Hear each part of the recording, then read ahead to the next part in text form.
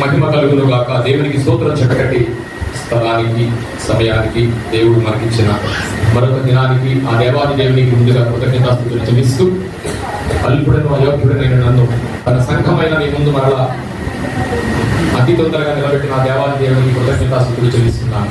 ఇక్కడికి మహిమ కలుగును గాక. ఈరోజు జరగబోయే వల్లండి ఈ క్రైస్తవ ప్రపంచంలో ఎన్ని డినామినేషన్స్ ఉన్నా యొక్క సిద్ధాంతాలు కానీ ఏమన్నా ఒకే ఒకటి అందరూ ఆచరించేది ఏంటండి? వల్ల. అంటే ఎంత ప్రధానమైందో, ఎంత పవిత్రమైందో, ఎంత పరిశుద్ధమైందో మనం అర్థమైపోలేదు.